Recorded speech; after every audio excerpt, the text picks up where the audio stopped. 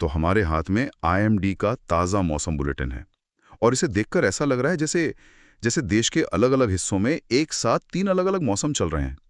उत्तर में देखिए तो तूफान की तैयारी है, दक्षिण में भारी बारिश का अलर्ट है और देश के जो बीच के हिस्से हैं वहां फरवरी में ही गर्मी रिकॉर्ड तोड़ने लगी है। हाँ बिल्कुल। ये सिर्फ कल के मौसम का हाल नहीं है, ये आने वाले एक हफ्ते की पूरी कहानी है जो सीधे भारत मौसम विज्ञान विभाग के नेशनल वेदर फोरकास्टिंग सेंटर से आई है। तो आज हम इसी पहेली को सुलझाने की कोशिश करेंगे कि एक ही समय पर भारत में इतना कुछ कैसे हो रहा है। हाँ, और मैं कहूँगी कि ये सिर्फ समझ नहीं देता, ये एक एक्शन प्लान देता है। इस रिपोर्ट का असली मकसद सिर्फ जानकारी देना नहीं है, बल्कि किसानों, मछुआरों और हम जैसे आम लोगों को ये बताना है कि उन्हें अगले कुछ दिनों में करना क्या चाहिए। मतलब क्या होगा से ज्यादा जरूरी ये है कि क्यों होगा। बिल्कुल सही। तो इस हफ्ते भारत के मौसम की कहानी में 2 मुख्य किरदार हैं। एक है उत्तर से आ रहा वेस्टर्न डिस्टर्बेंस, जो पहाड़ों पर बर्फ और मैदानों में तूफान लाने की तैयारी में है। और दूसरा है दक्षिण में। हाँ, दूसरा बंगाल की खाड़ी में बन रहा लो प्रेशर एरिया, जो समंदर से नमी खींचकर भारी बारिश की तैयारी कर रहा है। तो आज हम देखेंगे कि इन दोनों की टक्कर से देश भर में मौसम कैसे करवट लेगा। चलिए सबसे पहले बड़ी बड़ी सुर्खियों से शुरू करते हैं।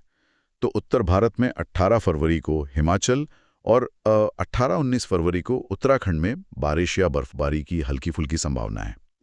लेकिन असली एक्शन कहीं और है। हाँ, एक्शन शब्द यहाँ बिल्कुल सही है। 17 और 18 फरवरी को अंडमान निकोबार से लेकर पंजाब, हरियाणा, चंडीगढ़ और राजस्थान तक। मतलब काफी बड़ा इलाका है ये। बहुत बड़ा।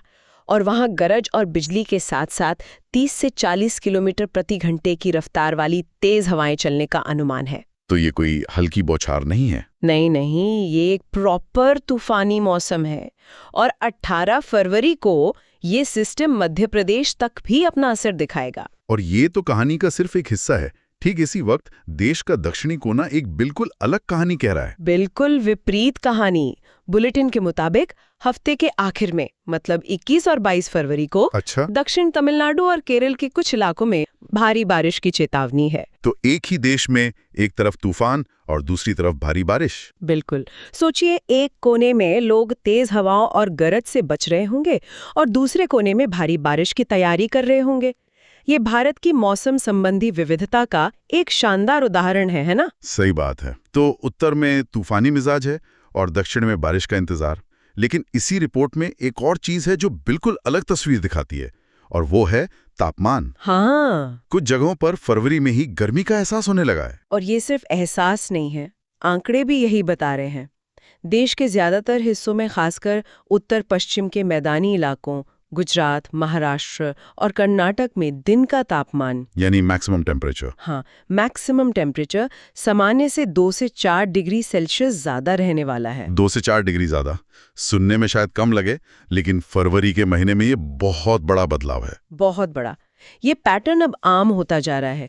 फरवरी की ये गर्मी मतलब ये गेहूं की फसल को समय से पहले पका सकती है, जिससे दाना छोटा रह जाता है और पैदावार घट जाती है। तो ये सिर्फ इस हफ्ते की बात नहीं है। नहीं, ये हमारी खाद्य सुरक्षा से जुड़ा एक बड़ा सवाल है, जिस पर हम आगे बात करेंगे। और रात के तापमान यानी मिनिमम टेम्परेचर का जो पैटर्न है वो भी बड़ा इंटरेस्टिंग है। उत्तर पश्चिम भारत में ये अजीब है। पहले तापमान 2-3 डिग्री बढ़ेगा, फिर उतना ही गिर जाएगा। ऐसा क्यों हो रहा है? ये सीधे उस वेस्टर्न डिस्टर्बेंस से जुड़ा है जिसकी हमने बात की थी। अच्छा। जब सिस्टम आता है तो बादल छा जाते हैं। ये बादल रात में धरती की गर्मी को बाहर निकलने से रोकते हैं, एक कंबल की तरह। ठीक है। इसलिए रात का तापमान बढ़ जाता है।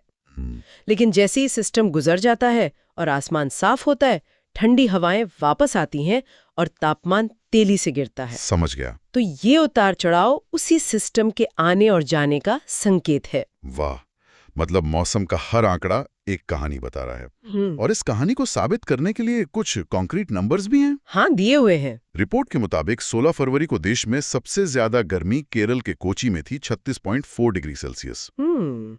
और उसी दिन मैदानी इलाकों में सबसे कम तापमान पंजाब के भटिंडा में था, सिर्फ 6.6 डिग्री।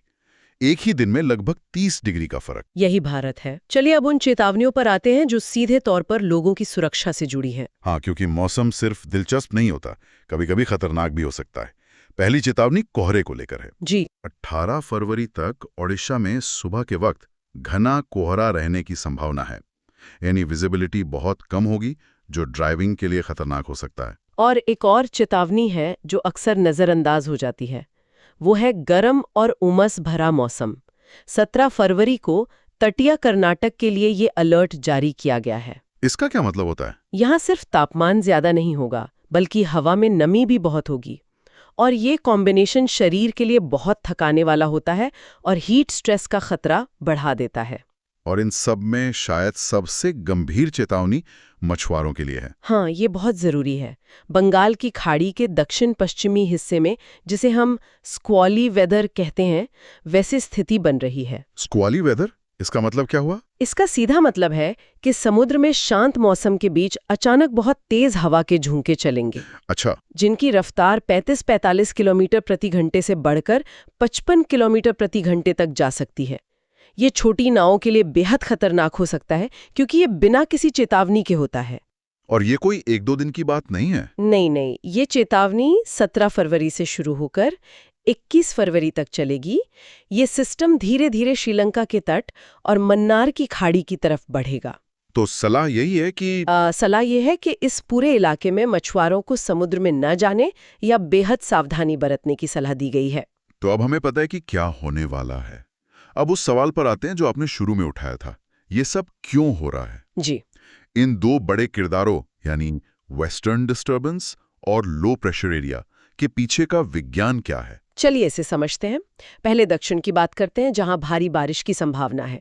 इसका कारण है पूर्वी भूमध्य रेखीय हिंद महासागर और बंगाल की दक्षिणी खाड़ी पर बना एक कम दबाव का क्षेत्र, यानी लो प्रेशर एरिया। ठीक है।